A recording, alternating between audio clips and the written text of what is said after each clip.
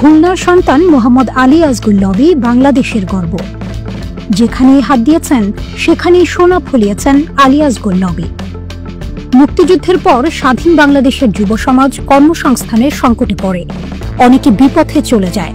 কর্মসংস্থান সমস্যা সমাধানে শহীদ প্রেসিডেন্ট জিয়াউর রহমানের উদ্যোগে সৌদি আরব সহ মধ্যপ্রাচ্যের বিভিন্ন দেশে জনশক্তি রপ্তানি শুরু হয়। ভিশনারি উদ্যোক্তা আলী আজগর লবি লাখো মানুষকে বিদেশে কর্মসংস্থানের ব্যবস্থা করেন।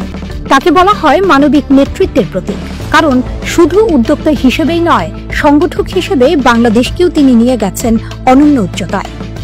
বাংলাদেশ ক্রিকেট বোর্ডের সভাপতি হিসেবে তার সময়ে বাংলাদেশ ক্রিকেটকে নতুন করে চিনতে শেখে আন্তর্জাতিক বিশ্ব। বাংলাদেশ ক্রিকেট দলকে পরাজয়ের বৃত্ত থেকে বের করে জয়ের ধারায় আনেন তিনি। এশিয়ান ক্রিকেট বোর্ডের প্রেসিডেন্ট হিসেবে এই অঞ্চলের ক্রিকেটের উন্নয়নে কাজ করেন, উদ্যোগ নেন এশিয়ান টেস্ট চ্যাম্পিয়নশিপ টুর্নামেন্টের। বাংলাদেশের ক্রিকেটের অবকাঠামোগত উন্নয়নে বিশ্বমানের প্রশিক্ষণ প্রতিষ্ঠানের পাশাপাশি 7 বীরশ্রেষ্ঠের নামে দেশের 7 বিভাগে বিভাগীয় ক্রিকেট স্টেডিয়াম তৈরির উদ্যোগ নেওয়া হয়। 2001 সালে খুলনা 2 আসনের সংসদ সদস্য নির্বাচিত হন আলী আজগর লবি। তার 5 বছরে খুলনা একটি মফস্বল শহর থেকে আধুনিক বিভাগীয় নগরীতে পরিণত হয়। খুলনার উন্নয়নে 20 বছর মেয়াদী মাস্টার প্ল্যান তৈরি করা হয়।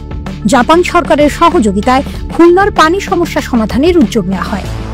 সোনাডাঙ্গা আবাসিক এলাকা ও সোনাডাঙ্গা বাইপাস সড়ক সহ বসতি ও যোগাযোগ অবকাঠামো উন্নয়ন করা হয়। প্রধানমন্ত্রী দেশনেত্রী বেগম খালেদা জিয়ার নেতৃত্বে 2004 সালে national water management plan pass হয়। এর অধীনে খুলনার জলাবদ্ধতা ও বন্যা প্রতিরোধ ও পানির লবণাক্ততা হ্রাসে প্রকল্প হাতে নেওয়া হয়। রূপসা নদীর ওপরে খান জাহান আলী সেতু নির্মাণ বেগম খালেদা জিয়া সরকারের অন্যতম সাফল্য। খুলনা কলেজিয়েট স্কুলে ডরমেটরি ভবন নির্মাণ, আজম খান কলেজের আবাসিক হল নির্মাণ, খুলনা শিশু হাসপাতাল ভবন নির্মাণ, বয়রায় ইমাম প্রশিক্ষণ একাডেমি নির্মাণ সহ খুলনা অঞ্চলের মানুষের জীবনমান উন্নয়নে হাজারো অবকাঠামো ও কৌশলগত উন্নয়নের কারিগর আলী আজগর লবি। আলী আজগর লবি ব্যক্তিগত উদ্যোগে খুলনার হাজারো তরুণকে বিনা খরচে চাকরির ব্যবস্থা করে দিয়েছেন। দলের অসহায় নেতা কর্মীদেরকে স্বাবলম্বী হওয়ার পথ তৈরি করে দিয়েছেন। এলাকার অসংখ্য মানুষের চিকিৎসা, শিক্ষা, এমনকি বাড়ির ঋণ পরিশোধের দায়িত্ব ব্যক্তিগতভাবে নিয়েছেন। মানুষের কল্যাণে তার অবদানের জন্য অনেকে তাকে দানবীর উপাধিতে ভূষিত করেন। সততা ও নিষ্ঠার অনন্য দৃষ্টান্ত হওয়া সত্ত্বেও 1/11 তত্ত্বাবধায়ক সরকারের দমন নিপীড়নের শিকার হন আলী আজগর লবি। বাংলাদেশের ইতিহাসে প্রথমবারের মতো কর ফাঁকির মামলায় কারাদণ্ড দেওয়া হয় তাকে। শেখ হাসিনার ফ্যাসিবাদী শাসন আমলে একই ধরনের মামলার শিকার হন নোবেল বিজয়ী ডক্টর মোহাম্মদ ইউনূস।